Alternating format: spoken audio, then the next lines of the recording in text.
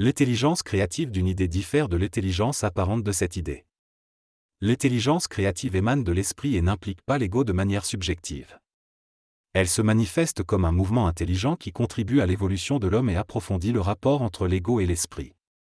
Cette intelligence ne peut être facilement discernée par une personne qui n'est pas habituée à la relation entre l'énergie de l'esprit et l'ego.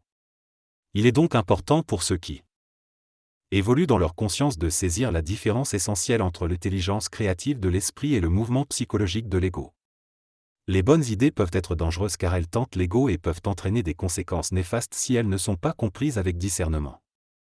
L'ego conscientisé est plus vulnérable à l'énergie en lui et doit être attentif pour éviter d'être trompé. Les bonnes idées sont le moyen par lequel l'astral traverse l'homme et le soumet à une expérience de transformation. Pourtant, l'homme ne peut pas constamment être affecté par l'astral et doit apprendre à comprendre et à devenir lucide pour que son esprit soit clair. Certains pourront trébucher par eux-mêmes avant de comprendre ces avertissements, mais les bonnes idées servent toujours à l'évolution de l'homme et de son ego, et potentiellement de son esprit. L'esprit de l'homme est une réalité indéfinissable et présente en lui, mais il est souvent limité par l'ego. L'homme doit comprendre la différence entre une bonne idée et une énergie créative réelle. Les idées qui viennent à l'homme sont souvent simplement du matériel astral et ne sont pas concluantes en elles-mêmes. Elles peuvent mener l'homme vers quelque chose, mais cela ne signifie pas que c'est quelque chose de vital pour lui. Il est préférable pour l'homme d'attendre avant de suivre une idée ou une manifestation de l'esprit, afin que cela soit lié à son intérêt vital. L'ego utilise souvent les idées pour se manifester, mais l'homme doit apprendre à bien choisir les idées qui lui passent par la tête, surtout lorsqu'il est dans une situation difficile. Les idées sont comme du foin pour le cerveau, et certains sont plus réceptifs à ces idées que d'autres. L'auteur de la synthèse parle des différentes façons dont les individus traitent les idées. Certains sont malheureux car ils n'ont aucune idée et attendent le jour où ils en auront au moins une. D'autres ont une idée fixe et sont incapables de l'exécuter.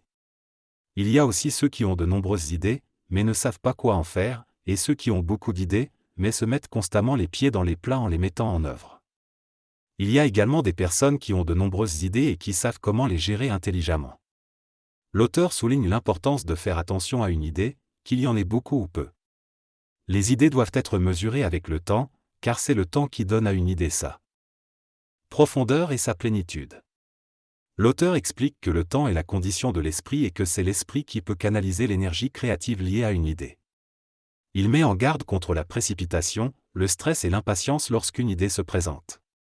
Ensuite, l'auteur parle des idées fixes, qui peuvent bloquer d'autres idées et empêcher les individus de se développer. Il explique qu'il est préférable d'avoir des idées qui se fixent dans le temps plutôt que des idées fixes.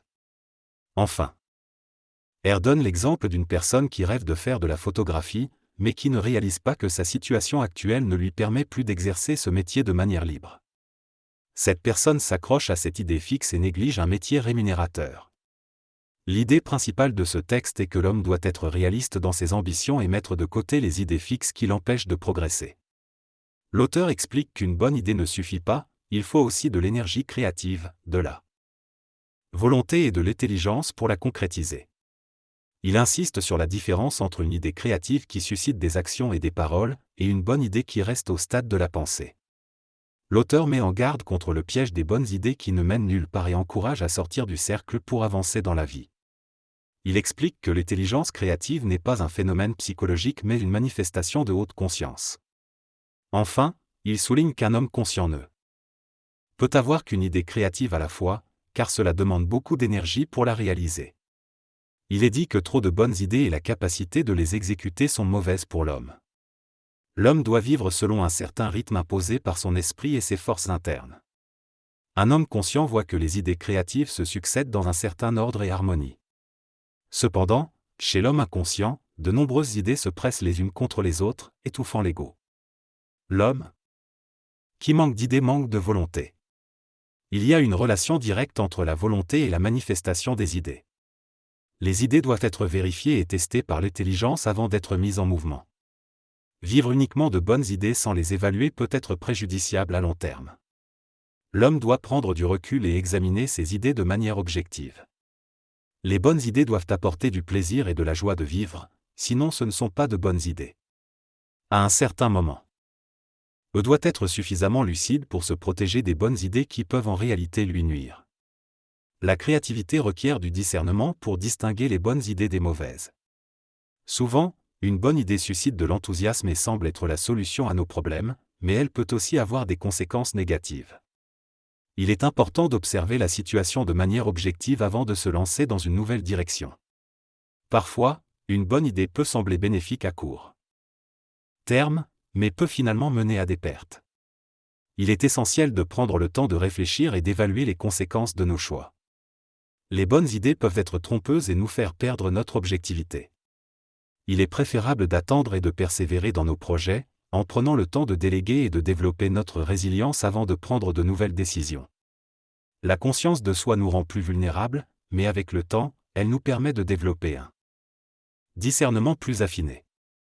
Nous sommes capables de mesurer vibratoirement la probabilité d'une idée et de déterminer si elle est réalisable ou non. Il est préférable de mettre de côté les idées qui ne sont pas faisables pour le moment. Les forces astrales en nous servent notre évolution et nous testent. Nous devons prendre soin de nous-mêmes et nous accorder des faveurs en faisant attention aux décisions que nous prenons. Pour créer sa vie et façonner son destin, il est essentiel de puiser dans son énergie intérieure plutôt que de se baser simplement sur des idées qui semblent bonnes. L'esprit ne se précipite jamais dans l'évolution d'une idée, il prend le temps nécessaire pour que celle-ci se manifeste. Le temps est crucial dans la concrétisation d'une idée, afin qu'elle soit bénéfique à long terme et permette à l'individu d'atteindre la liberté. Une idée créative issue de l'esprit tend à rendre l'homme plus libre dans sa vie, lui offrant la possibilité de manœuvrer et de se déplacer dans différentes directions. Cependant, une idée en apparence bonne mais qui ne libère pas l'homme le rendra prisonnier à l'avenir, car il n'avait pas prévu les conditions restrictives qui pourraient l'entourer. Un être créatif ne peut pas travailler pour quelqu'un d'autre lorsque son esprit est suffisamment développé, car il a la capacité de générer l'énergie nécessaire pour créer les conditions de vie dont il a besoin. Lorsque l'homme se conscientise, il peut réaliser qu'il a la possibilité de se créer sa propre place dans la vie, sous son contrôle, bénéficiant de la liberté de travailler selon ses propres ordres et de disposer de son temps comme il le souhaite. Les exigences d'un homme conscient diffèrent de celles d'un homme inconscient, car il a besoin de ses propres conditions de vie pour préserver sa santé mentale, émotionnelle et physique. Ainsi, un homme conscient a besoin d'être libre, de travailler pour lui-même et d'avoir la possibilité de se remplacer temporairement, tout en se créant ses propres conditions de travail qui répondent à ses besoins et contribuent à son bien-être global. La maîtrise du développement des idées et de la créativité demande du temps et de la patience. Les bonnes idées ne sont pas toujours évidentes au départ, et certaines idées qui semblent drôles peuvent avoir un fondement solide. Il est important pour l'homme d'apprendre à faire la différence entre les idées qui viennent de son intelligence réelle et celles qui proviennent de son intelligence obscure. En comprenant cela, il devient de plus en plus créatif et avance vers son esprit. Le processus de développement des idées nécessite de les tester et de reconnaître leur puissance, et l'esprit fonctionne différemment de l'astral, il est silencieux, graduel et patient.